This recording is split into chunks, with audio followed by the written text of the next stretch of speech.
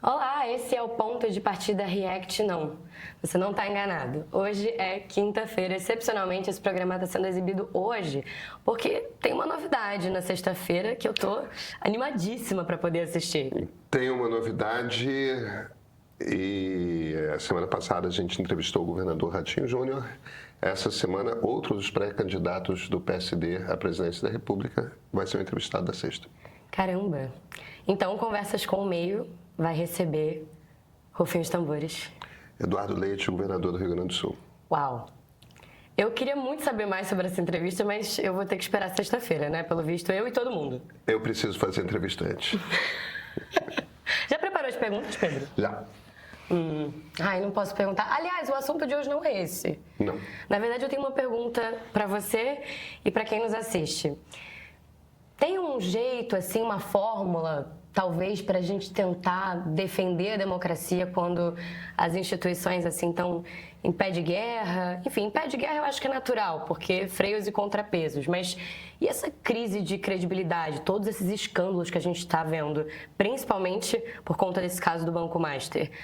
O que a gente faz? Conserta. Podia ser fácil assim, né, Pedro? Não, mas a gente precisa encarar o tamanho do problema pelo que o problema é. Não dá para tentar esconder, sabe? A gente vai precisar falar sobre isso hoje, né? Sim. Vamos nessa.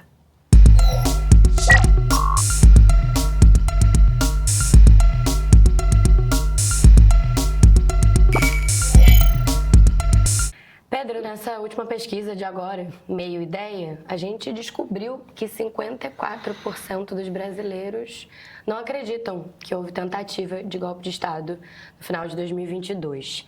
E aí eu vou abrir com a pergunta do Guilherme. Ele diz o seguinte: sabe por que esses 54% só apareceram agora? Porque talvez tenha sido a primeira pesquisa séria a perguntar. As outras, com certeza, se deram maioria acreditando no golpe.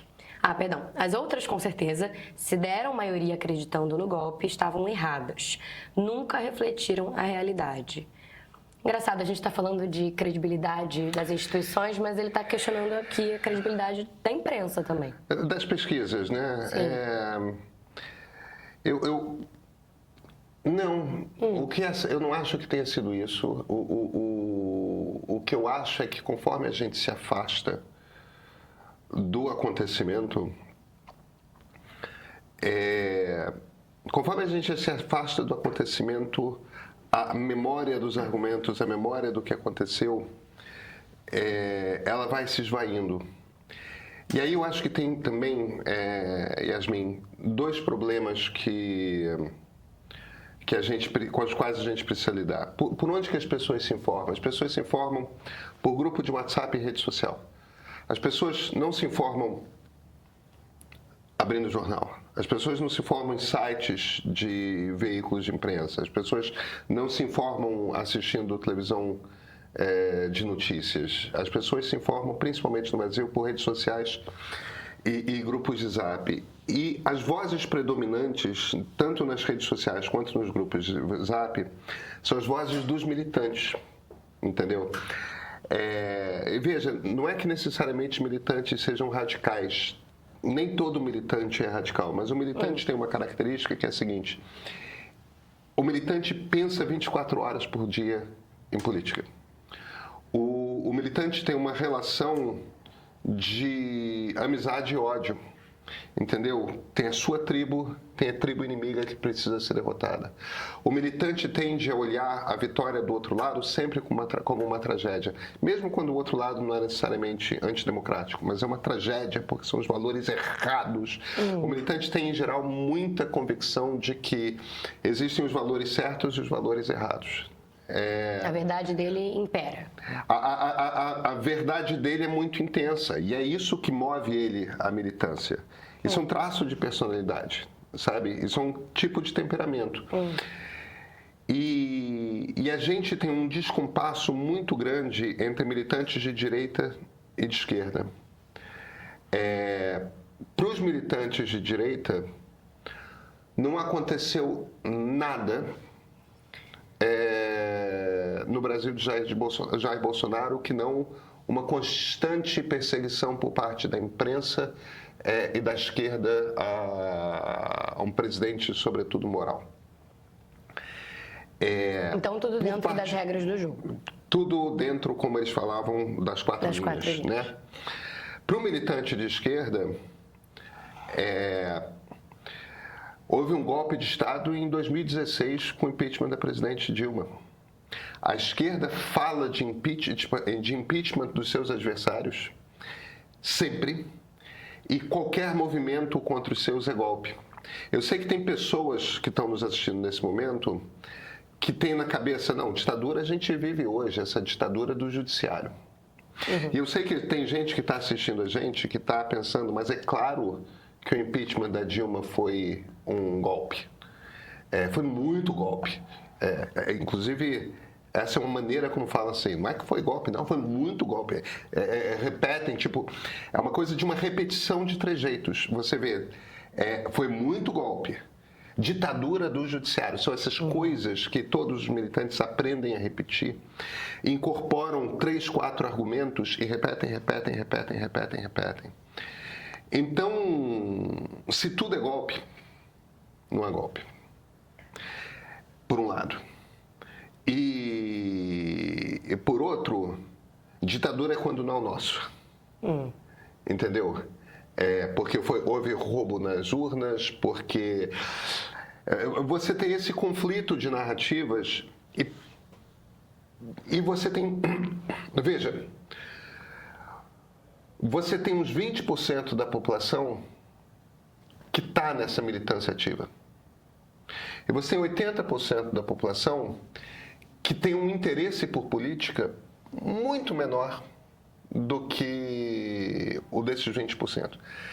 Desses 80% da população, 40%, e esses números são números que você meio que pega da pesquisa More in Common, tem 40% da sociedade que não pensa em política.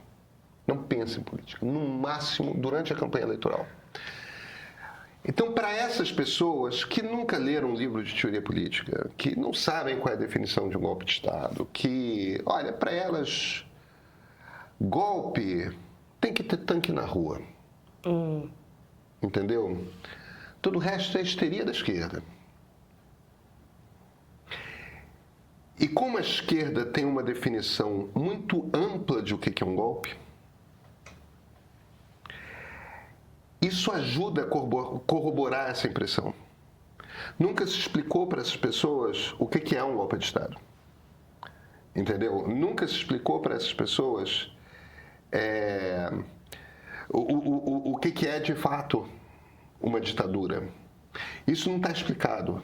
Então, no fim das contas, viram essas palavras com um sentido fluido, que é muito largo para a esquerda e muito estreito para a direita. Nenhuma das duas, na verdade, estão olhando para como ciência política tende a definir. Cara, perante a confusão, o que sobra é um certo enfado.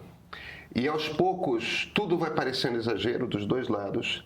Então, o que a sociedade brasileira está trespassando com essa... no meio do julgamento, a sociedade esteve muito mais convencida de que houve uma tentativa de golpe de Estado do que agora. E conforme aquela memória vai passando, isso vai se distanciando. A sensação de que houve uma injustiça com os americanos do 6 de janeiro, os que participaram daquele quebra-quebra no Congresso americano, esse processo se deu igualzinho. Com o passar do tempo, conforme o 6 de janeiro foi se afastando, cada vez menos pessoas acreditaram, achavam que as punições foram justas, que houve uma tentativa de impedir a posse do presidente Biden e tudo mais. Pedro, eu vou estressar um pouco mais esse assunto com a fala do João. Ele diz o seguinte: é desesperador o nível de interpretação de texto das pessoas que conversam, né, com quem ele conversa. Às vezes surge uma questão sobre o bolsonarismo ou sobre o petismo e bastam 2 frases e o cara acha que você está de um lado ou do outro. Aí você pergunta se a pessoa leu pelo menos o relatório básico ou as principais reportagens e vem um meme de WhatsApp ou um vídeo de Reels ou TikTok. Como é possível um argumento sólido que leva pelo menos uns 20 minutos de leitura para ter uma visão exploratória, sem profundidade, ou mais de uma hora para ter um argumento, e a pessoa usa isso contra um cara por 30 segundos de vídeo e afirma, ali sim o cara disse a verdade. Tá impossível argumentar e o que sobra é um apelo cego a alguma autoridade, seja ela um pastor, influencer, guru ou qualquer outra coisa, e que essa pessoa resume o mundo num bem contra o mal. Como é que a gente argumenta contra um bem sem profundidade, sem racionalidade e somente com apelo à emoção? Então vamos lá. O que é um golpe de Estado? Um golpe de Estado é uma ruptura da Constituição para mudar quem manda no país. E isso tem que ser feito de dentro do Estado. Por isso que é um golpe do Estado. Tá certo? Ou seja, tem que ser alguma parte do Estado, perdão, que dá o golpe. Do que a gente está falando? Se o presidente da República decide, isso aconteceu com Getúlio Vargas em 1937. Em 1938 iam ter eleições, é o que a Constituição mandava, e o Getúlio decide que não vai ter Constituição nenhuma. Ele mandou o Exército cercar não vai ter eleição nenhuma, mandou o Exército cercar o Congresso Nacional e ali pronto, acabou. Estado Novo decretado. Estado Novo decretado, entendeu? E o Getúlio ficou presidente até 1945. Em 1945, o Getúlio foi derrubado por um golpe de Estado. Por quê? Porque era um ditador. Mas havia uma Constituição que ele tinha mandado escrever em 1937, a Constituição que a gente chama da Polaca, que mantinha ele no poder. E aí, dois generais, eles entraram no gabinete do presidente da República e destituíram dele. Um desses generais foi eleito presidente da República na eleição seguinte, que foi Eurico Gaspar Dutra. Um dos dois generais que deram o outro era o Pedro de Góes Monteiro. Em 1964, João Goulart era presidente da República, o presidente do Senado, com apoio dos militares, mas o presidente do Senado, um sujeito chamado Auro de Moura Andrade, decretou vaga à presidência da República.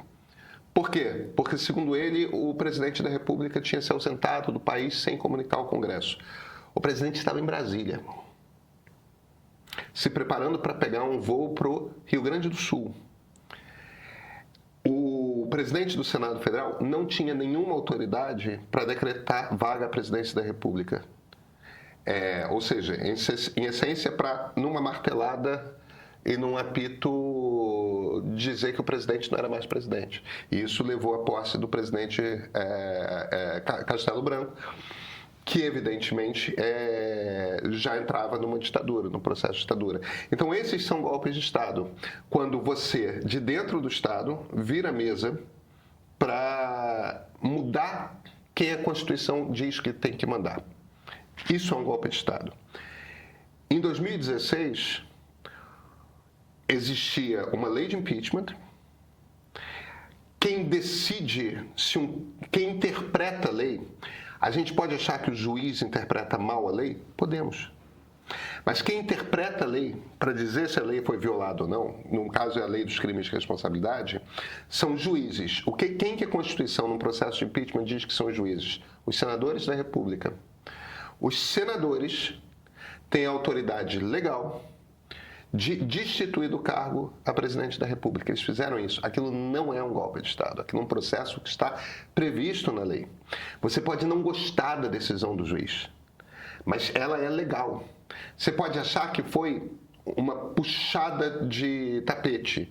E olha, tem bons argumentos para a gente dizer que os políticos no Congresso Nacional puxaram o tapete debaixo da presidente Dilma. Mas eles fizeram isso legalmente. Essa lei... Aí as pessoas falam, não, mas não é o que a lei diz. A gente precisa entender que numa democracia, quem interpreta a lei é o juiz daquele caso. Num processo de impeachment, os juízes são os senadores. É o único tipo de processo em que os juízes são políticos e não, de fato, juízes. Só que os juízes são senadores. São eles que decidem se a lei foi aplicada ou não. O que Jair Bolsonaro fez? Jair Bolsonaro não se conformou com a derrota para Lula em 2022, em 31 de dezembro de outubro, perdão, de 2022. Ele já vinha preparando um discurso de que as urnas eletrônicas tinham um problema. Então, ele decidiu organizar um discurso de que tinha havido uma fraude durante as eleições, sem não ter nenhum tipo de prova a respeito disso. Ele tinha decidido que havia fraude. Aí, o que ele fez? Ele preparou, com uma assessoria jurídica, um documento, que era um documento que instituía o estado de defesa ou estado de sítio no Tribunal Superior Eleitoral. O que ele queria dizer? Que, naquele momento, o governo federal estava fazendo uma intervenção no Tribunal Superior Eleitoral, porque o Tribunal Superior Eleitoral não estaria cumprindo a sua função. O que a lei diz? O que a lei diz é que quem diz se a eleição foi boa ou ruim, se ela funcionou ou não funcionou, se houve fraude ou não houve fraude, é o Tribunal Superior Eleitoral. Não existe uma instituição acima do Tribunal Superior Eleitoral que não o Supremo Tribunal Federal. E acima do Supremo, para tomar essa decisão, não existe decisão nenhuma. Então, qual o caminho que a Constituição determina que você siga? O caminho que a Constituição determina que você siga, se você acha que houve uma fraude eleitoral, vai no TSE.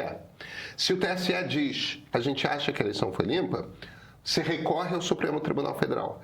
Se o Supremo Tribunal Federal diz, a gente acha que a eleição foi limpa, acabou ali. Não existe um recurso. Não existe um recurso. Dentro da Constituição, esse é o caminho.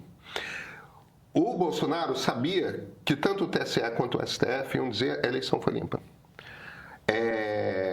Ele podia não gostar disso, mas são juízes deste tipo de caso, de acordo com a lei. Nesse momento da história. Naquele momento. Então, ele decidiu que iria fazer uma intervenção federal no Tribunal Superior Eleitoral e nomear, com a autoridade do presidente da República, uma comissão que ia gerenciar, talvez, o pedido de uma nova eleição, uma coisa assim.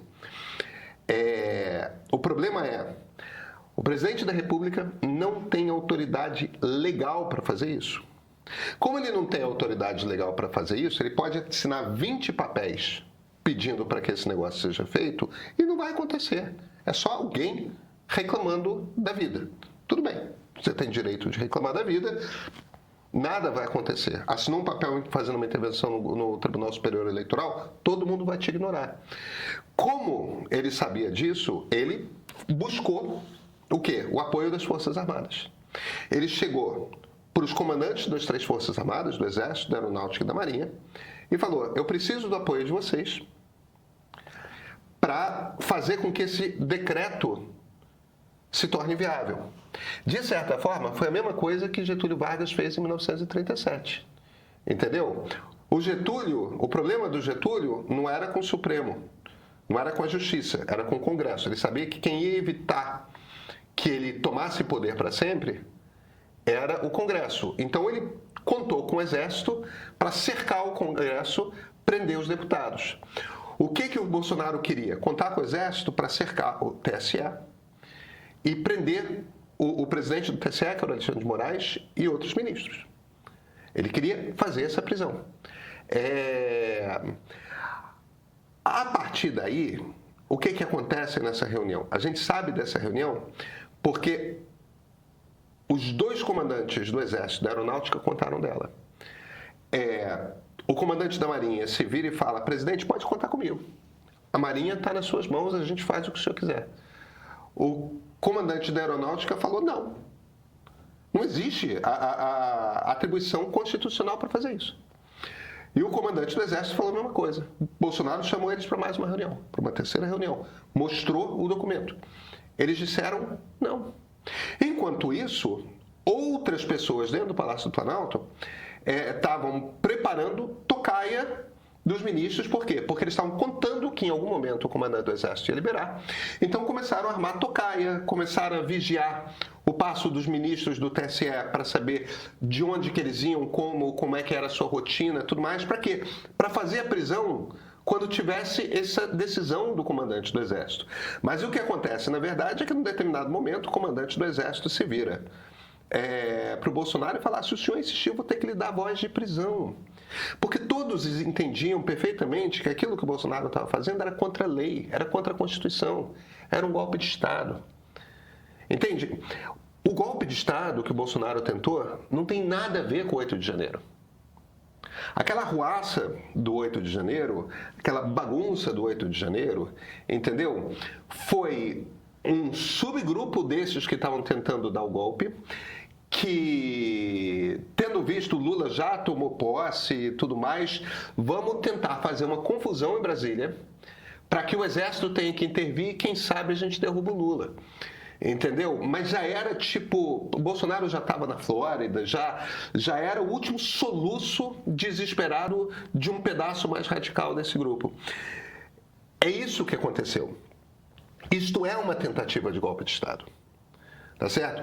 E aí tem um último argumento, que tem algumas pessoas que são menos cínicas, que elas falam o seguinte: olha, ele queria, mas você não pode dizer que ele tentou porque o comando do Exército não deixou. O problema é o seguinte: quem define, aí a gente volta para a mesma questão, quem decide são os juízes o que é uma tentativa. Se o presidente, e essa é a interpretação do Supremo Tribunal Federal, com a qual eu concordo, e para mim é muito claro, se o cara pressiona os comandantes militares, chama advogado, chama jurista para preparar a documentação, monta o plano todo e fica pressionando os comandantes militares e arma tocaia. Se todo o plano está em curso, falta uma coisa para você executar o plano, que é o ok dos ministros, é claro que ele tentou. Ele não completou a tentativa de golpe de Estado. Mas também, se tivesse completado, a gente não estaria aqui falando disso. Mas aí a gente não estaria falando disso, porque uma ditadura teria sido instaurada no Brasil. Agora, ele tentou, e não deu certo porque os comandantes militares não toparam.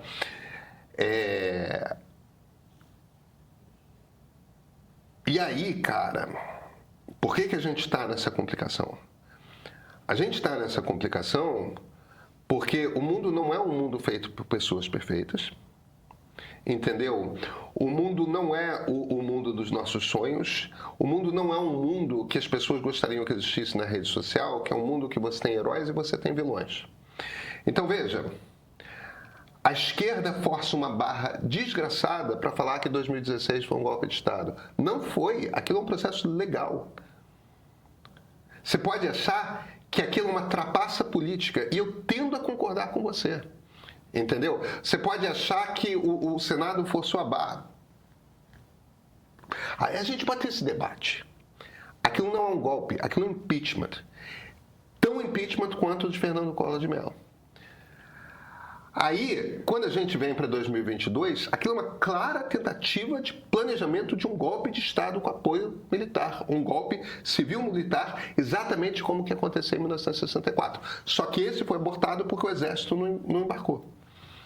E aí, o mesmo juiz que faz essa condenação é um juiz que, 6 meses depois, aparece com a mulher com um contrato milionário, entendeu?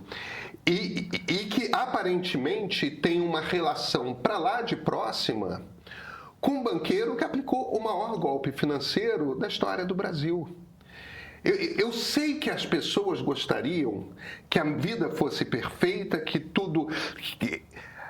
A vida não é. A vida é complicada, o mundo é assim, entende? Não houve golpe em 16, houve uma tentativa de golpe em 22. O juiz que corretamente acusou essa tentativa de golpe e promoveu uma condenação desses caras... é um cara que está envolvido no maior escândalo financeiro da história do Brasil. Pois é, o Brasil é isso. Pedro, eu vou avançar aqui com a pergunta do Rodrigo.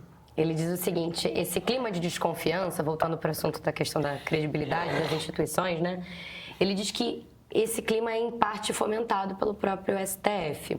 Veja, a falta de transparência da Corte passa a mensagem de que tenebrosas transações são levadas a cabo por debaixo dos panos. Não é que os ministros não possam errar, mas o tribunal deve pôr luz nos seus procedimentos de decisão e punir os que dele se desviem.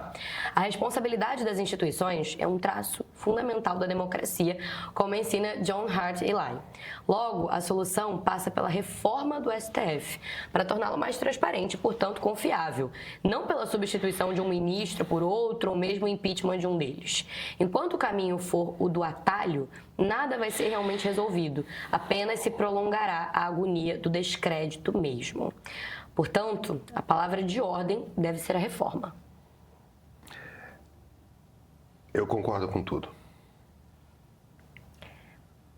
No ponto de partida dessa semana, em um dos pontos de partida dessa semana, você falou que, na verdade, esse adiamento uma renúncia, digamos assim, do Toffoli pode custar caro lá na frente, se isso acontecer próximo das eleições. Eu acho que a gente chegou a uma... E eu reitero isso. A gente chegou a uma situação em que o Toffoli precisa renunciar. E a gente está numa situação, Yasmin, que essa semana o Toffoli foi sorteado relator em mais dois casos envolvendo o Banco Master, um deles o da CPI, e ele se declarou suspeito. Ainda bem, mas ao mesmo tempo só piora a situação. Porque se ele é suspeito agora, por que ele não era suspeito antes? Acho que essa é a pergunta. Se declarou suspeito tá todo mundo fazendo. A situação do Toffoli só piora, e a gente tem uma situação concreta que é o seguinte.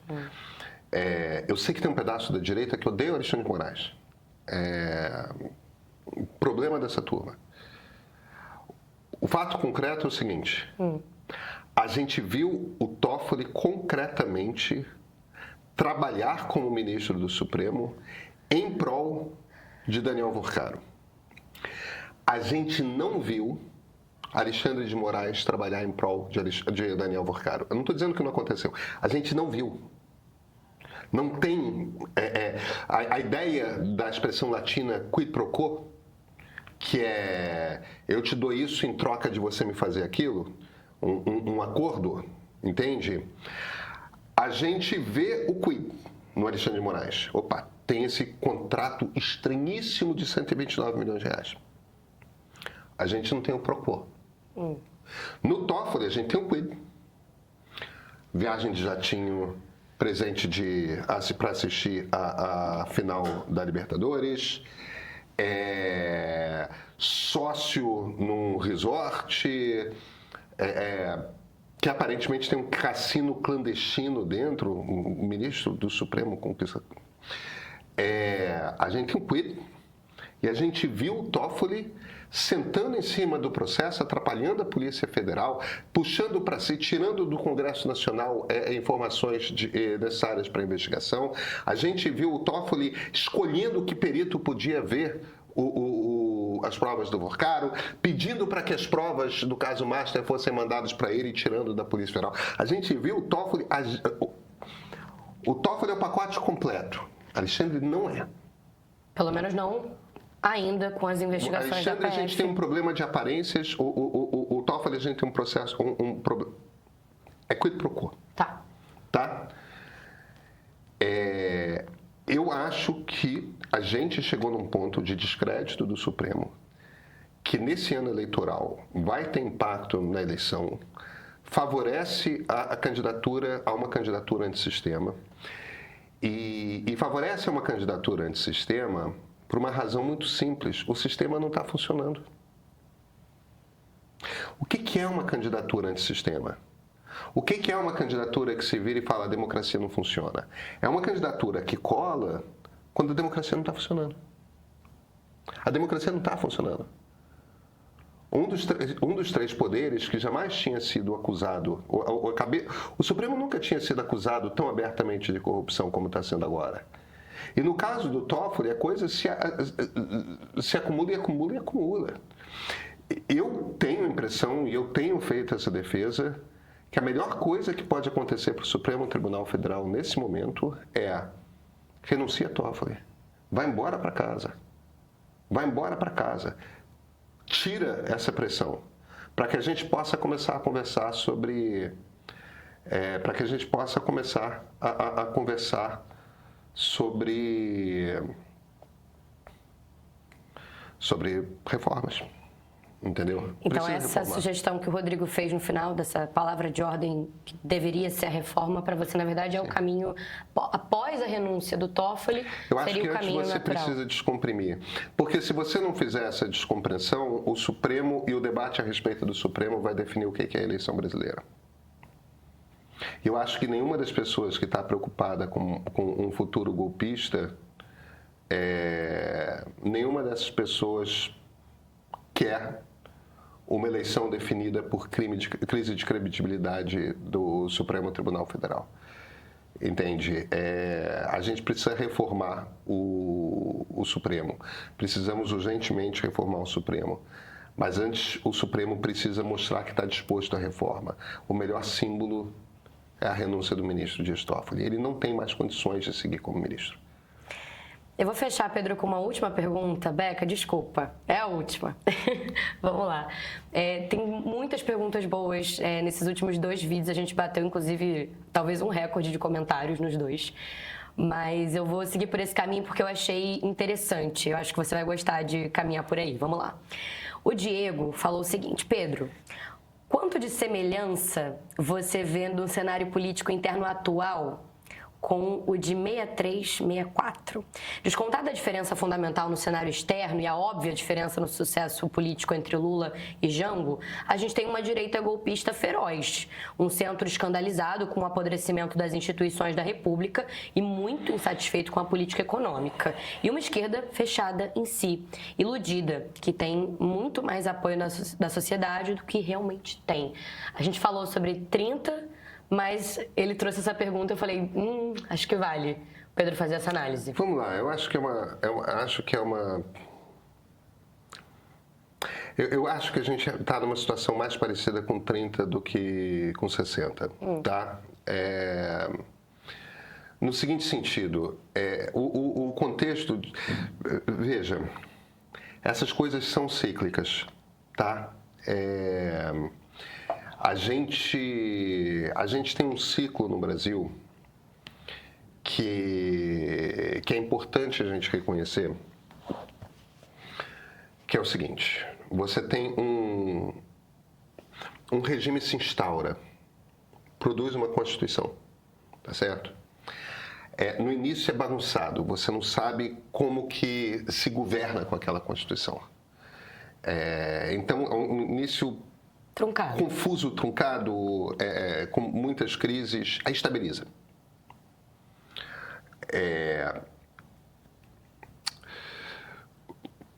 Quando estabiliza, na Primeira República, foi o acordo do Campos Salles, que é o 4º presidente da República, o 2º civil. O Prudente Moraes consegue fazer uma pacificação do país, Campos Salles entra e faz aquilo que a gente chama de acordo dos governadores, que se transforma a República dos Governadores. O presidente da República não se mete com as oligarquias regionais e as oligarquias regionais fraudam as eleições para entregar a vitória para o presidente da República de São Paulo e Minas. E aí a República do Café com Leite, aquelas coisas todas que a gente estuda. É bonito? Não, não é bonito. Democracias eram oligárquicas, né, no século XIX e início do século XX. Isso aqui na França, nos Estados Unidos, na Inglaterra, em tudo quanto é lugar. Então, o acordo é esse. Quando você vem para o Fernando Henrique Cardoso é o Campos Salles da Nova República. O que ele faz é mostrar como um partido de centro-esquerda e um partido de centro-direita se aliam, fazem uma base no Congresso, oferecem ministérios o suficiente para formar uma base de governo. E isso permite que o governo tenha sempre apoio no Congresso para aprovar as coisas que tem, o governo governa. Esse mesmo truque é empregado pelo Lula quando ele se alia primeiro ao PL, depois ao PMDB. Mas você vê, você tem aquele período confuso de Sarney, Collor e Itamar. Aí o Fernando Henrique estabiliza e você tem o governo Fernando Henrique e o governo Lula, 8 anos para cada um, bastante estáveis, dura até os princípios do governo Dilma. E aí o que acontece é que algum grupo político começa a ficar confortável demais. E a fórmula começa a ter desgaste. Aquele grupo político que está no poder, vamos continuar comparando a Primeira República com a Nova República. O que está acontecendo na década de 20 no Brasil? Aquela coisa da República dos Governadores já está rolando faz uns 20 anos. Do café com leite já está rolando faz uns 20 anos. E, cara, as ansiedades, os anseios da sociedade mudaram. Tem novas pessoas que querem coisas, enquanto que a turma que está no poder se acostumou a aplicar aquela fórmula de organizar e governar daquele determinado jeito, que você começa a ter tenentismo, que você começa a ter diversas crises desse tipo, revoltas armadas em vários lugares, que culmina com a Revolução de 1930. O que acontece na nossa? Você começa a ver essa insatisfação social a partir de 2013. Aí você tem lavajatismo, você tem a eleição do Bolsonaro. A gente está no período de crise. A década de 20 toda, entre 22 e 1937, a gente tem um período de crise. Você tem a revolta dos 18 do Forte em 22, você tem a revolta em São Paulo em 24, você tem a Revolução de 30, você tem a Guerra Constitucionalista de 32, você tem a Intentona Comunista em 35, você tem o golpe do Estado Novo em 37, a coisa resolvida com o golpe de Estado.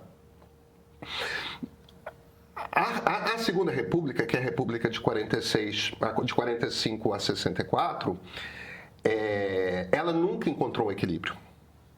Então, por isso que o período é mais curto. Você tem... O Getúlio nunca consegue encontrar um equilíbrio de governança, suicida. Temos 3 presidentes diferentes. Você tem o JK completa o mandato, mas com Guaragarças no meio. Tem 2 tentativas de golpe militar no governo JK. Aí você tem a entrada do Jânio, que renuncia,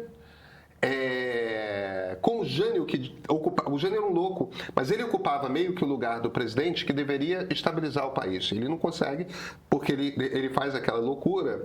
Aí tentam em 61 derrubar o Jango, quando o Jango está na China e teve a renúncia, que tentam dar o golpe, o Tancredo traz a solução do parlamentarismo, aí tem o plebiscito do parlamentarismo, cai o parlamentarismo, o Jango vira presidente, e o Jango quer fazer um monte de mudança ao mesmo tempo, e uma sociedade que era mais conservadora não topa, entendeu? O Jango tenta fazer um monte de mudança sem procurar antes consenso na sociedade, sem ter sido eleito presidente da República, sem ter essa legitimidade, que ele foi eleito vice, e aí vem o golpe de 64. A gente está nessa situação em que a gente ainda não saiu da crise, entendeu? A crise começa em 13, a gente não saiu dela ainda, não estabilizou ainda. A gente está num processo que é um processo de crise que, na história do Brasil, sempre termina com golpe militar e ditadura. Eu não acho que vai acontecer dessa vez. Eu acho que a gente tem muita chance de não terminar desse jeito dessa vez. Mas a gente precisa sair da crise. Eu sei que muita gente vai interpretar isso como antipetismo, porque tem uma turma que acha que tudo é antipetismo. Eu acho que a única maneira da gente sair da crise é elegendo um presidente da República que esteja fora desse jogo. Tem que ser uma cara nova, tem que ser uma cara de fora do jogo. O Lula vai manter a crise porque o Lula, só por ser Lula, mantém a turma do outro lado inflamada. Então, eu acho que a gente tem uma oportunidade no Brasil de fazer uma mudança, que é uma coisa que a direita não quer ouvir, porque a direita dura. Para ela, só Bolsonaro serve. Eu tenho a impressão que um pedaço da esquerda não quer ouvir. A gente precisa virar a página da história. E eu não consigo ver essa página virando sem uma mudança de personagens. A gente precisa mudar os personagens que estão no jogo para voltar a ter conversa. Nossa, que animação! Terminou numa... Não, eu tô muito preocupado, Yasmin. Eu tô muito preocupado. Eu acho que tá... O desânimo tomou um pouco a conta da vibe essa semana, né? Existe uma crise internacional da democracia, que é uma crise do liberalismo, que é o que faz com que o centro nas democracias quase desapareça, fique muito pequeno. A gente tem essa crise do liberalismo nas democracias. Agora, ao mesmo tempo, a gente tem uma crise brasileira que é uma crise cíclica, que é o nosso ritmo. Países têm um pulso.